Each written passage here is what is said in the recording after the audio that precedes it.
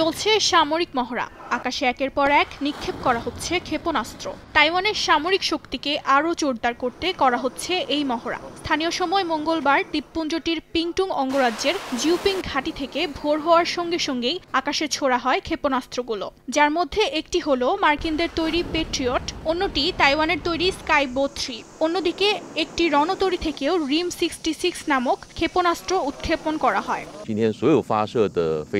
যে ক্ষেপণাস্ত্রগুলো নিক্ষেপ করা হয়েছে সেগুলো সঠিক জায়গায় আঘাত হেনেছে, যার দ্বারা দুইটি বিষয়ে নিশ্চিত হয়েছি আমরা। প্রথমত, আমাদের সামরিক বাহিনীর প্রশিক্ষণ জোরদার ছিল। দ্বিতীয়ত, আমাদের ক্ষেপণাস্ত্রগুলো সঠিকভাবে কাজ করেছে। পরিশেষে বলা যায় আমরা আমাদের লক্ষ্য বাস্তবায়ন করতে পেরেছি।